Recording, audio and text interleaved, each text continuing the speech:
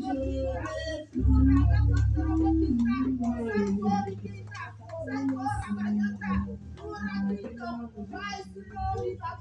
vous restez ferme à ma parole, l'ennemi ne pourra jamais vous détruire. L'esprit de Dieu. Si vous restez ferme à ma parole, l'ennemi ne pourra jamais vous détruire. Soyez ferme dans ma parole. Vous aurez toujours la victoire. Et l'ennemi échouera toujours sur vous. Vous verrez ma gloire. Marchez ferme selon ma parole. Vous verrez ma gloire.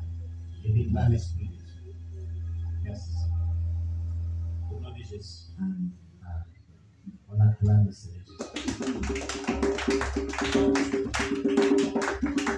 On acclame le Seigneur.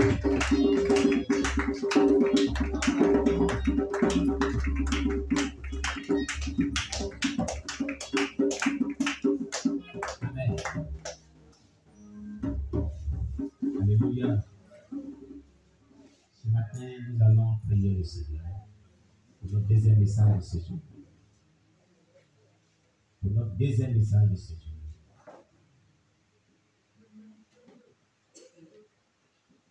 Le Seigneur dit sa puissance restauratrice est descendue sur certaines personnes pour les renouveler, pour la reposition.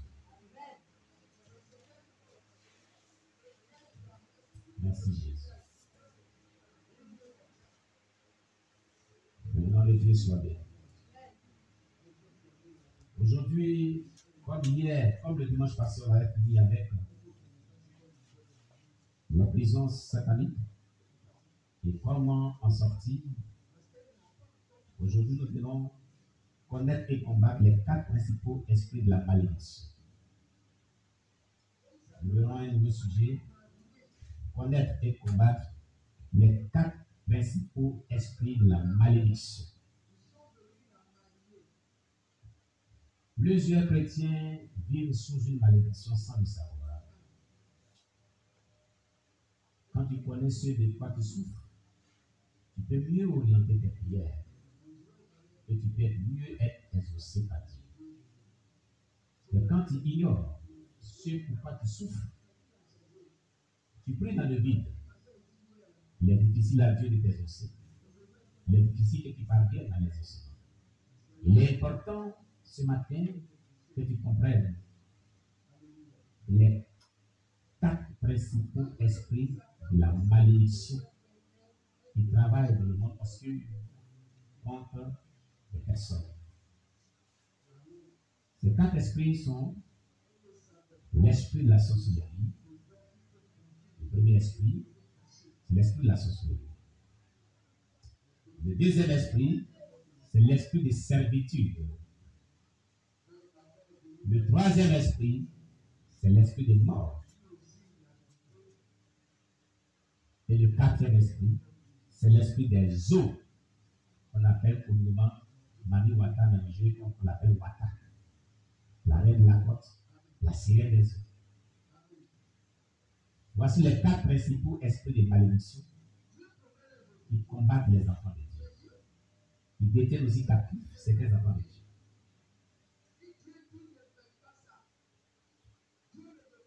Nous y allons. Bien aimé, quand on va commencer à parler de ces esprits, nous prierons conséquemment aussi. Et les prières prophétiques. Si tu trouves que les symptômes et les manières d'expliquer les choses correspondent à ce que tu dis, c'est que tu es sur une malédiction quelconque. Tu as besoin de prière. Tu as besoin d'être libéré. Amen. Nous allons donc introduire notre sujet aujourd'hui. Tous les dimanches, nous parlerons de ce sujet. La malédiction dans la vie d'un être humain est une réalité qui est facilement vérifiable. Il suffit de constater dans votre vie l'échec dans toutes vos entreprises, des obstacles dans toutes vos démarches, malgré tous vos efforts et votre grande intelligence, connaissance et sagesse que vous déployez. C'est comme si toutes les portes vous étaient fermées et que le ciel se coulait sur vous. Ça, ce sont les signes qui attestent que vous êtes sous malédiction. Il y en a de plusieurs. Mais à quelques signes que je vais l'expliquer, cela atteste qu'il est sous une malédiction. Quelqu'un. Vous remarquez impuissant que votre vie est la manifestation totale opposée à ce que déclare la Bible. La Bible nous dit, vous n'observerez jamais dans votre vie les bénédictions de la parole de Dieu, dont la parole de Dieu fait mention. Et cela marque votre grande piété, c'est-à-dire marquer votre vie de sanctification, d'obéissance et de soumission à la parole de Dieu, et vos nombreux jeûnes et prières, et la situation demeure toujours inchangeable, vous êtes sous une malédiction. Voici ce que déclare la parole de Dieu. 3 Jean chapitre 2. 3 Jean chapitre 2. Bien-aimé, je souhaite que tu prospères à tous égards et sois en bonne santé, comme prospère l'état de ton âme. Le souhait de Dieu, c'est que tous ses enfants prospèrent à tous égards, soient bénis à tous égards. De la même manière que les âmes prospèrent devant Dieu, quand une âme prospère devant Dieu, c'est qu'elle est sanctifiée, elle est agréable à Dieu. Et c'est l'état de ton âme spirituelle qui fera que tu prospéreras à tous égards physiquement. Si ton âme n'est pas pure, ton âme n'est pas délivrée, ton âme n'est pas sanctifiée, tu ne peux pas prospérer à tous égards physiquement. Car ce qui est spirituellement, c'est ce qui se matérialise physiquement. Beaucoup de personnes, leur âme est souillée, leur âme est liée, leur âme est ligotée par les esprits méchants. C'est délicat. Ce qui fait que tu ne peux pas rentrer dans la prospérité. Amen. Matthieu chapitre 6, verset 31 à 34. Lisez. Matthieu chapitre 6, verset 31 à 34.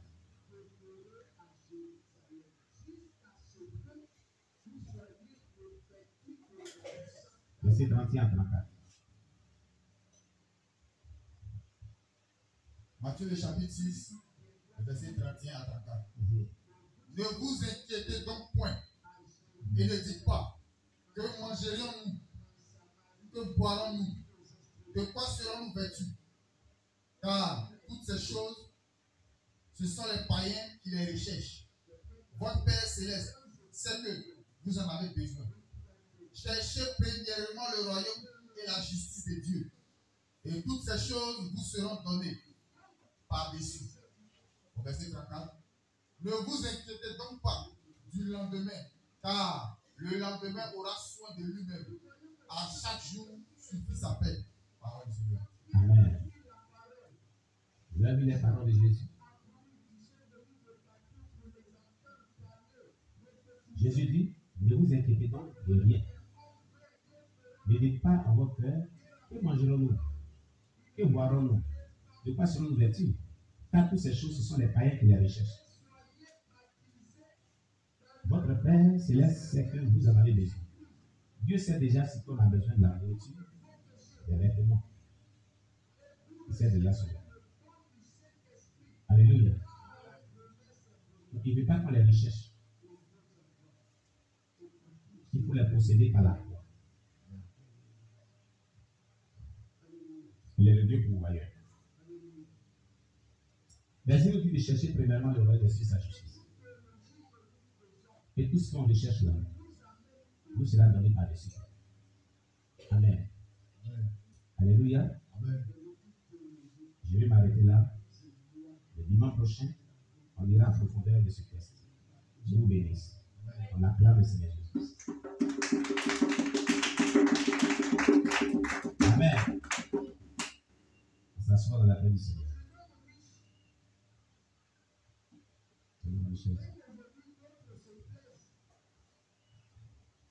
Amen. Que le Seigneur soit béni. Alléluia.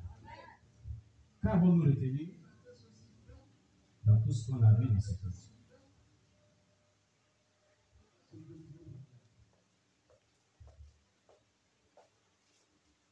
Oui, maman Angéline, on acclame les autres pour sa vie.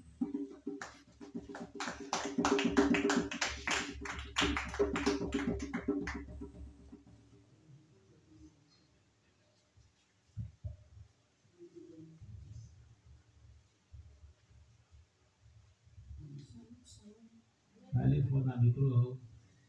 Shalom, shalom. Papa est bon. Amen. Ce que j'ai retenu, c'est l'obéissance à la voix de Dieu et la soumission. Vraiment, je vois que tout ce que papa a dit là, ça me concerne. Ça me concerne parce que plusieurs fois le Seigneur m'a averti de ne pas m'inquiéter, de ne pas me soucier. Mais vraiment, la situation vient, c'est tellement fort que je n'arrive pas. Donc je suis là, c'est pour demander pardon à Dieu. Parce que pendant que papa parlait depuis le début, je voyais un peu ce que le Seigneur a fait dans ma vie. Comme les enfants d'Israël. Le Seigneur a fait des grandes choses dans leur vie. Mais quand ils sont en face d'une situation, ils oublient ce que le Seigneur a fait. Ce matin, je demande pardon au Seigneur. Je me réponds parce que vraiment, il a fait de grandes choses.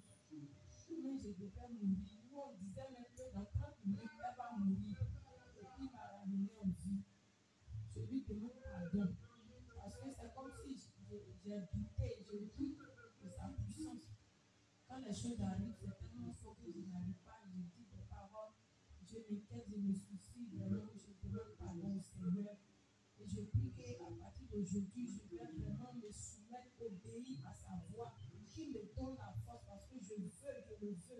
Je veux obéir, je veux me soumettre totalement à lui. Pour faire ce qu'il veut, qui me donne la force et qui me pardonne. Au nom de Jésus. Amen. Nous soyons loués. Et d'autres aussi encore, qu'est-ce que tu as compris? Qu'est-ce qui t'a beaucoup touché? Sur quoi le Seigneur a attiré ton attention?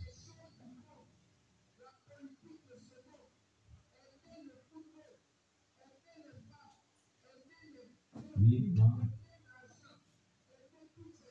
Qu'est-ce qui t'a beaucoup marqué dans ce culte?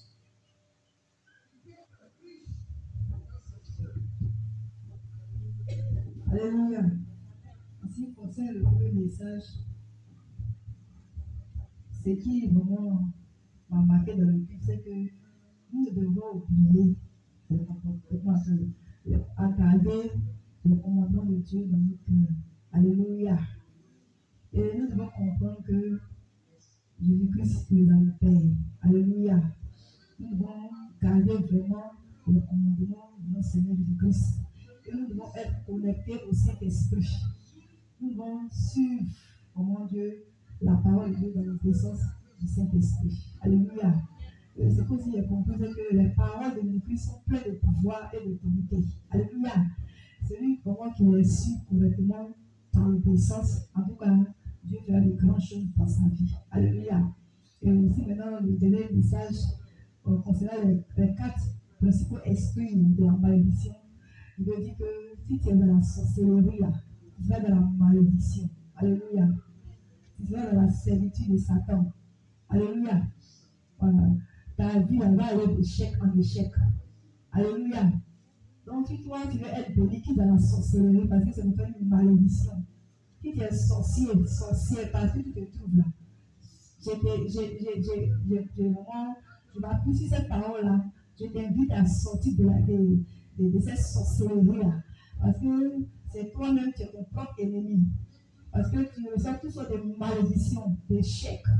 Et puis l'esprit de mort, là, c'est ainsi toi. Maintenant, tu es là, tu es jaloux de ceux qui font petit effort pour vivre dans la parole de Dieu. Là, quand Dieu les donne à manger, toi, tu es jaloux. Pourtant, tu es dans la sorcellerie. C'est toi-même qui fais que malédiction en fait ta vie. Et puis tu vas d'échec en échec. Et puis rien ne va dans ta vie. Maintenant, comme tu es une sorcellerie, là, tu prends jalousie, maintenant fais ta nourriture. Alléluia. Donc, si tu ne veux pas être sous la malédiction, tu ne veux pas servir Satan. Tu ne veux pas mourir là. Tu n'as pas que l'esprit de moi, ça passe sur toi là. Il faut vraiment sortir de la sorcellerie. Parce que ça fait partie aussi des principaux esprits aussi de la malédiction. Alléluia. Donc, ce qui veut dire qu'on doit vraiment obéir à la parole de Dieu pour quitter la sorcellerie. On doit obéir à la parole de Dieu pour quitter, quelque part, dans l'échec. on doit obéir à la parole de Dieu, pendant que l'esprit de mort soit toujours en nous. Alléluia.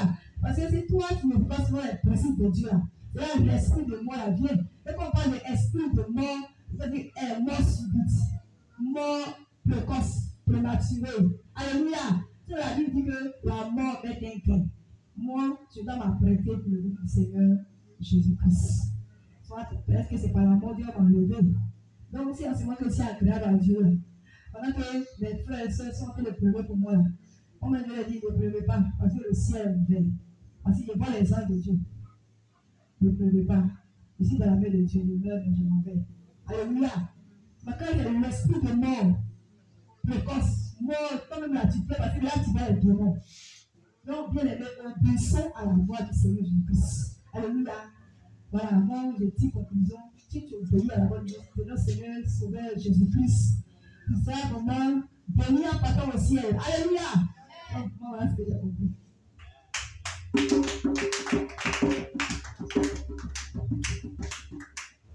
Seigneur Jésus-Christ. Oui, maman Déborah va nous dire ce qu'elle a retenu dans ce culte de ce dimanche.